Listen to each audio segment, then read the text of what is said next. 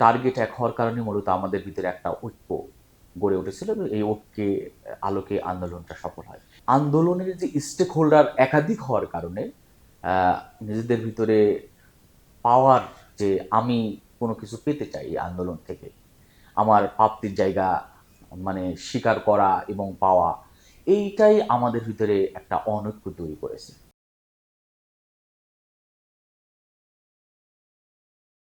দেখেন, আন্দোলনটার মূল লক্ষ্য ছিল সফল হওয়া, এবং আমরা যে লক্ষ্য নিয়ে আন্দোলনে নেমেছিলাম, জুলুম নির্যাতনের অবসান হোক, হাসিনার দীর্ঘ দুঃশাসনের অবসান ঘটুক, এই লক্ষ্যটা সবার একই ছিল, এক এবং অভিন্ন ছিল। এই কারণে সকল ছাত্র সংগঠন এবং রাজনৈতিক দল মোটামুটি এক ছিল এই হাসিনা পতনের ব্যাপারে, এবং সাধারণ মানুষ, জনতা, বর্ণ, ধর্ম সব নির্বিশেষে মূলত এই আন্দোলনে অংশগ্রহণ করে। এক্ষেত্রে আমরা নিঃসন্দেহে বলতে পারি যে লক্ষ্য এক, টার্গেট এক হওয়ার কারণে মূলত আমাদের ভিতরে একটা ঐক্য গড়ে উঠেছিল এবং এই ঐক্যে আলোকে আন্দোলনটা সফল হয়।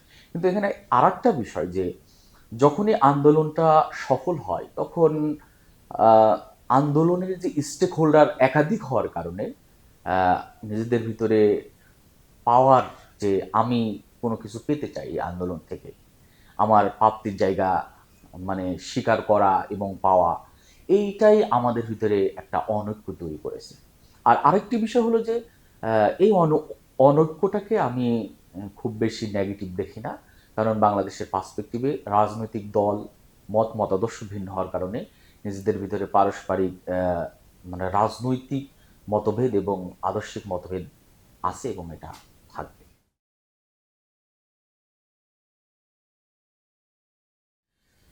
এখানে দেখেন যে হাসিনা পালিয়ে গেলেও হাসিনার যে পুরো শক্তি বা আহ, হাসিনার অধীনে গড়ে ওঠা শাসন ব্যবস্থার 15 বছরের তার নিজস্ব বলয় যেটা, এটা এখনো বাংলাদেশে বিদ্যমান আছে, এবং আমরা সরকারের বিভিন্ন রন্ধে রন্ধে এটা দেখতে পাই।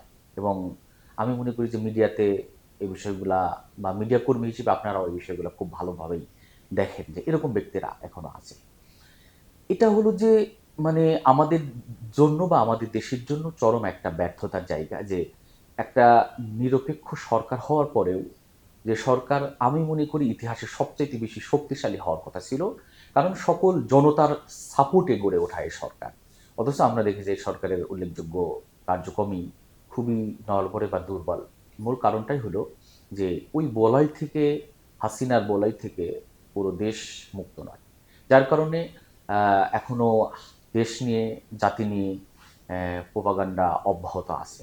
দ্বিতীয়ত হলো যে আহ, বাংলাদেশের রাজনীতি, বাংলাদেশের দেশের যে ডিপ্লোমেসি, স্পেশালি মানে পররাষ্ট্র মানে ডিপ্লোমেসির এই জায়গায় আমাদের যথেষ্ট সংস্কার প্রয়োজন, যেটা আমাদের পার্শ্ববর্তী দেশে বসেই হাসিনা এত সহজেই বাংলাদেশ নিয়ে কথা বলতে পারবে না, এবং তাকে এখন ধারাবাহিকভাবেই যুদ্ধ মানে ট্রাইব্যুনালে, বিশেষ ট্রাইব্যুনালে তাকে অপরাধী সাব্যস্ত করা হচ্ছে, এবং আরও যত দিন যাবে তিনি সাব্যস্ত হবেন।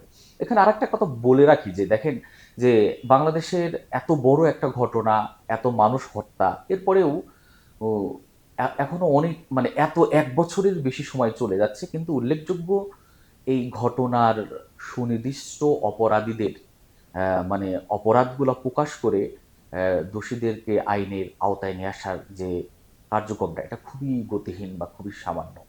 সেই জায়গা থেকে বলা যায় যে বাংলাদেশ, তিনি হাসিনারা বাইরে থেকে বসে এই ধরনের প্ল্যান পরিকল্পনা করতেই পারে।